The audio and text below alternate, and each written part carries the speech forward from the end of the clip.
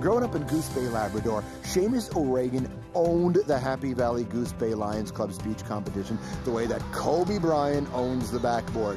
This guy knew how to talk, and it served him well. A national news correspondent on CTV. Yeah, today I decided to go a little Anderson Cooper. It's just too hot, you know. It was time for a T-shirt. Seamus was raised in both Newfoundland and Labrador. A paper route as a kid taught him how serious people are about getting their news. Then, acting. Yeah, he was in here. Cause any trouble? Not really. Had a couple of beers, talked to all the ladies, kept it classy. University of Cambridge, politics. Seamus worked as a strategist for former Newfoundland Premier Brian Tobin before he got the call to be on what we refer to in business as TV. I'm happy to have Seamus O'Regan join me this morning with Rod away today. I'm happy to be here.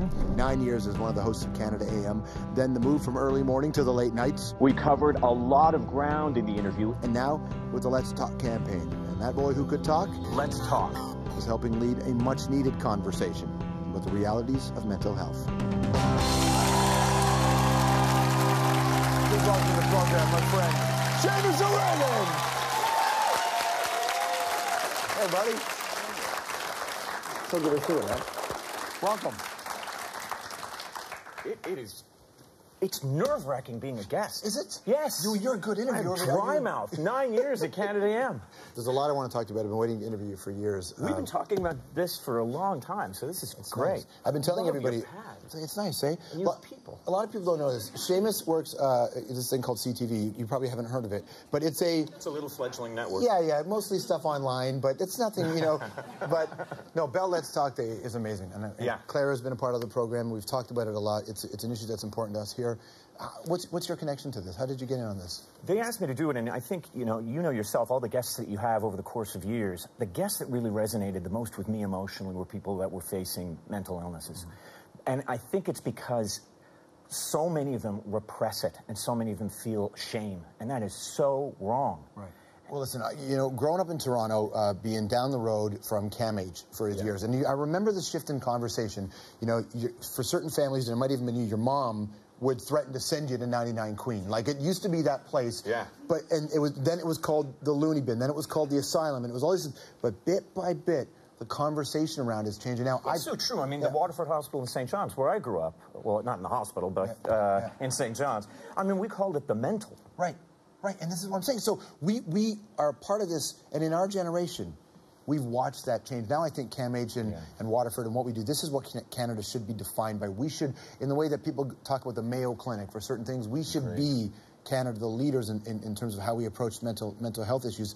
So the stigma has been a huge part of this. And stigma is a huge part. Right. And are you finding that you're gaining traction, getting that message across? I think so. Just the fact that we're talking about it makes a big difference. And talking about it for what it is, you know. I mean, Romeo Dallaire is, I mean, I know you've interviewed him several times, me too. And when we specifically talked to him about mental health, he just, you know, blew me away what that man has done for his country, and in turn, you know, the suffering that he's gone through. You know, let's just end it, and let's make sure that people get the help that they need. Let's hear the radio, though. Do you know the radio and the voice? Let's hear it, Seamus, back in the day. Oh, no. If I go out into that water, out into the ocean again, I'm going to probably be pretty scared about meeting a giant squid. What are my chances of seeing one? Well, your chances of being hurt by one are very, very rare. That's amazing. Seamus was 10. I was 10, yeah. Anybody home a CBC show, you were 10 years old, man. I was 10. I was doing CBC radio, national radio, and it aired, the show, Anybody Home, aired on Saturday mornings, and I remember thinking, I'll be watching cartoons, but what the heck, they pay well. But yeah, geez, who was asking the questions there? The subject or me? Yeah, but you had it, man. Like, even in that moment at 10, you didn't just have curiosity, you had certainty. And that's really interesting because and this is one thing I've loved about you for so many years, your certainty has never been connected to arrogance. That's why I think you're such a great person to be a part of this Let's Talk Day.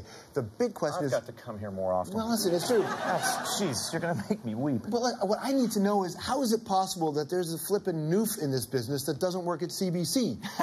You're like, this place is run by it's like a mafia here of Newfoundlanders and Labradorians. I know. If it wasn't for CTV's affirmative action program, I probably wouldn't be there. But I got in. I'd like to think because of my qualities as well. Yeah, for sure. Yeah. How's the wedding?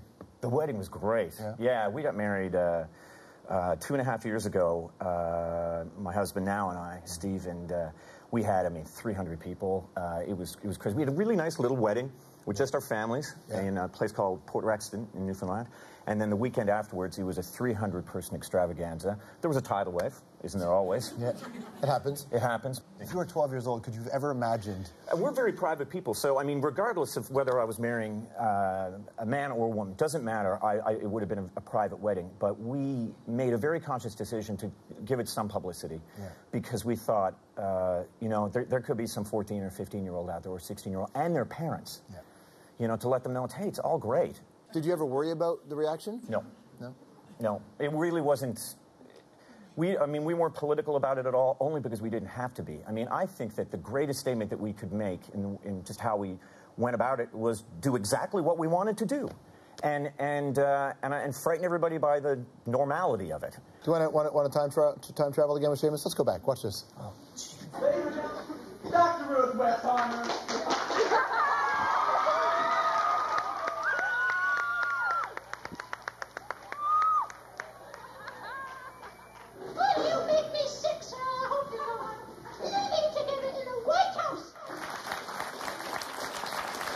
I don't even remember that. I don't even know what that was. That's a variety show that you did back at school in the day, man.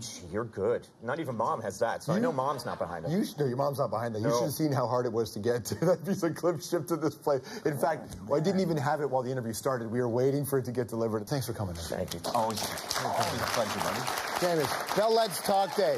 Go to the website, which is letstalk.bell.ca. Letstalk.bell.ca and find out what him and Clara are doing. We'll be right back.